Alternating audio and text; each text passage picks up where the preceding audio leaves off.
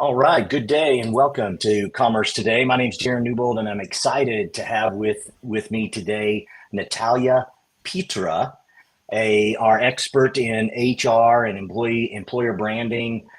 So excited to have you, Natalia.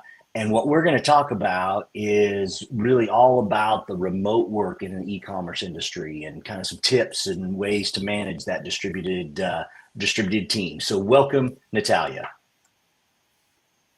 Hey, thanks for having me, Darin. I'm excited and thrilled to be here and obviously to talk about this such an important topic. Well, let's kick it off right away, and let's kind of first set the stage with basically this shift to remote work. Tell me a little bit about kind of that and what you're seeing and what you have seen. Well, basically, remote work has opened the door for global talents and flexibility, but it also presents challenges, especially around communication and team cohesion. So, in office collaboration happens more naturally, while remote work requires, let's say, structured tools and clear communication.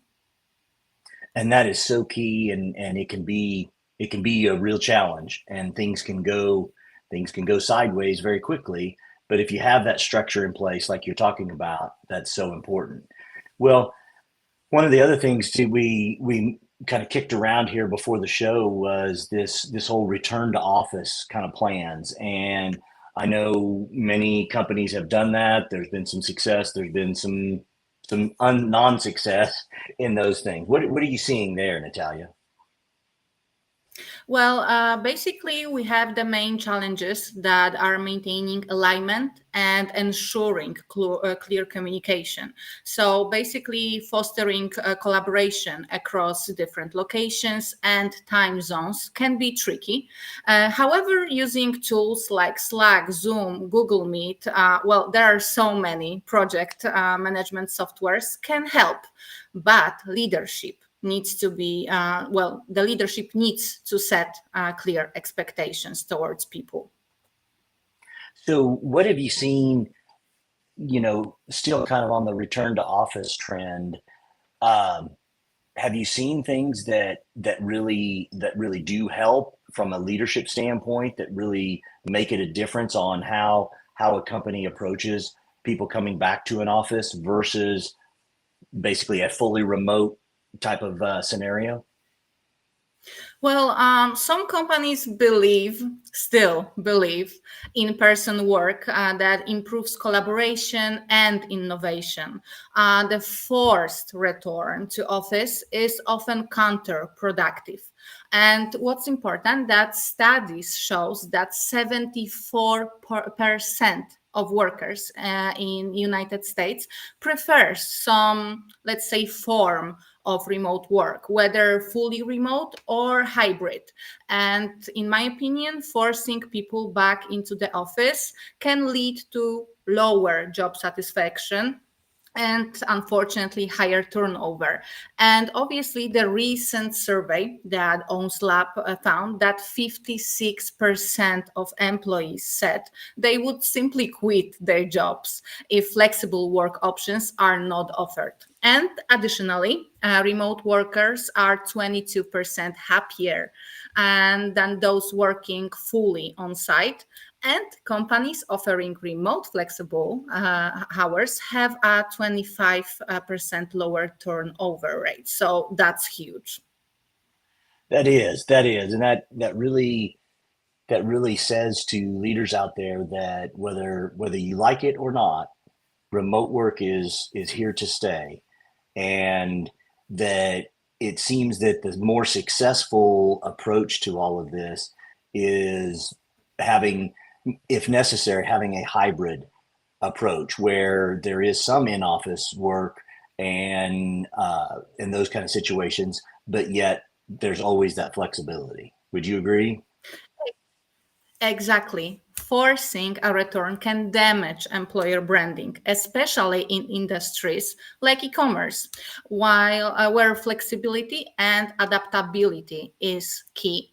Well, employees want to feel trusted and to manage their own time, and that's a big part of what keeps them engaged and loyal to the company.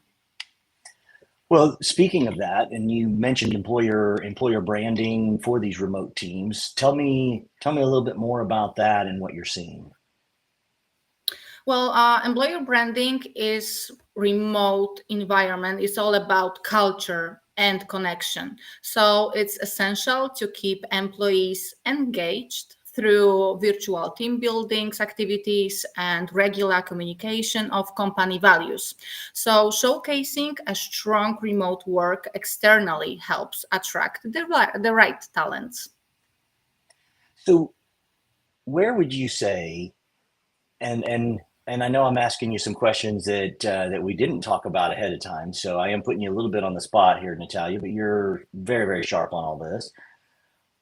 Where do you see maybe the balance of how often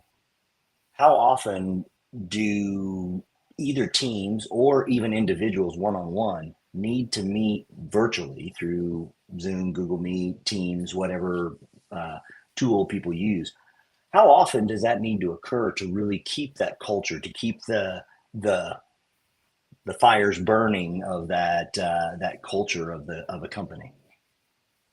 Well, besides these daily meetings, like we have in gratuity, like one-to-ones with your managers, the daily coffee chats with your teammates, and obviously the whole company meetings. For instance, like we managed is once a month. I think it's best to take the initiative of creating this space for people when they can integrate. So I think that the best how to put it in English, but the best frequency of meeting each other on rather light moments rather than meetings and focusing on projects will be at least once a week when we can just simply chat, have a coffee. Maybe we can order pizza to each house when we have team meetings, the lighter team Interesting. meetings.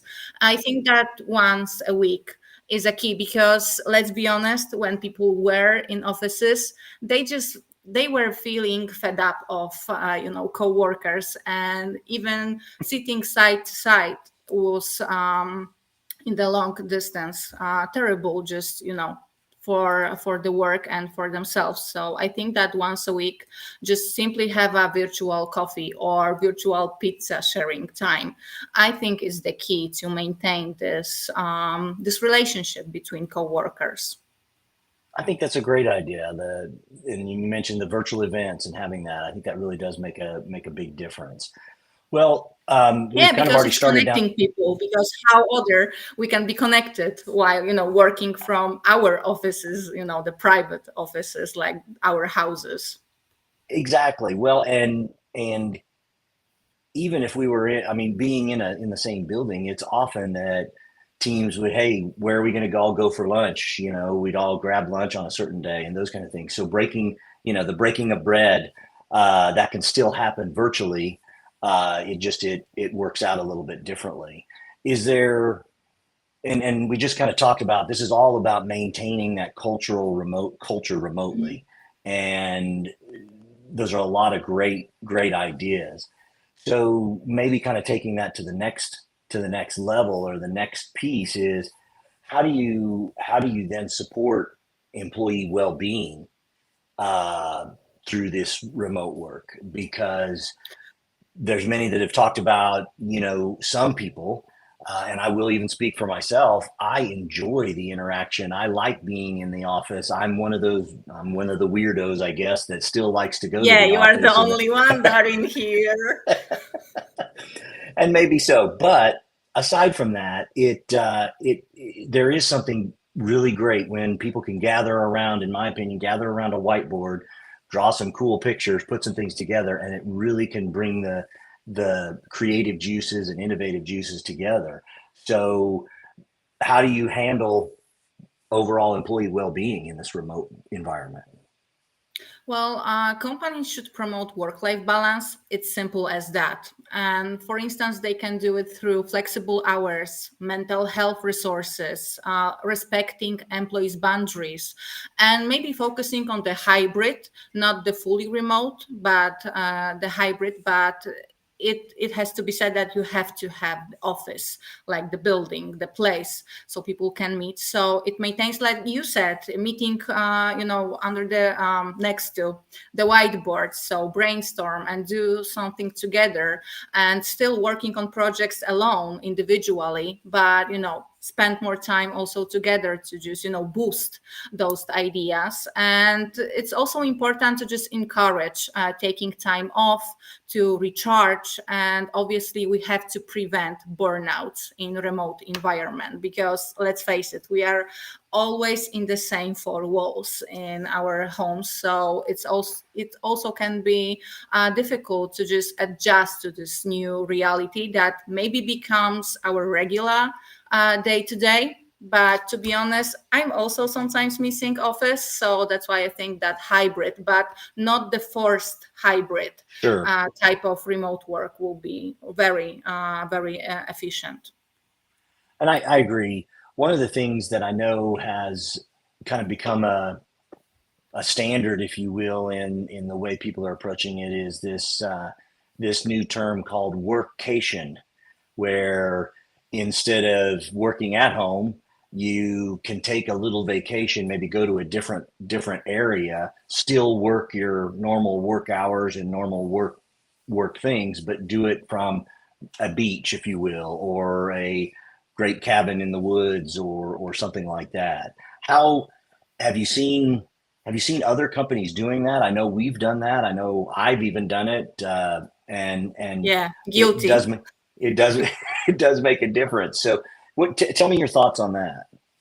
Well, the thought of workation is just amazing, because, to be honest, I can be, for instance, with my grandma, who lives in the village 300 kilometers from me, and I just can grab my laptop and just go to her, help her after, finishing work, help her with her farm. So I think that's the amazing work-life balance. I know that people can just take the laptop to somewhere where the internet connection is okay, because that's That's the the key. deal here. Yeah, exactly. And they can just go to Greece, go to Bali, because it's very high top right now. But go somewhere when they can see the background of the Zoom. It's not the fake one, but it's the true pounds there. So I think that's cool. And I really recommend each company who obviously can have this workation to just include this, not as a benefit, but as a work culture. I agree. I agree. Well, gosh, this has been fantastic, Natalia. Kind of as we wrap it all together, maybe overall, if you'd take a couple minutes and maybe just tell us your prediction of the future of remote work and e-commerce, and what do you see coming down Well, the road? as I mentioned before, I think that hybrid models are here to stay, period. Just remote work offers flexibility that benefits both employees and employers, and it has to be emphasized. Not only employees benefits from it, but obviously it requires ongoing effort to keep teams connected and aligned with the company goals. And let's not forget about the huge time saver, which is travel to and from the office, because in remote or hybrid work, we are already in the office. So I think that companies that return to a region office based model may struggle to retain top talents. And that would be a shame, because market is full of beautiful and amazing people who just wants to work. And I think we should bow to these people to just have this healthy relationship between employees and employer. I agree. I agree, and that is fantastic. Well, Natalia, I always appreciate having the opportunity to chat with you. You're awesome as always, and with that, as always, folks, we appreciate you listening and taking part in our commerce today. We always want you to definitely check us out on YouTube and any channel that you might be looking at or listening to this. And with Yeah, that, remember to like and subscribe. absolutely like and subscribe, as Natalia said. And with that, you all take care. Have a great day, and we'll catch you next time. Thank you.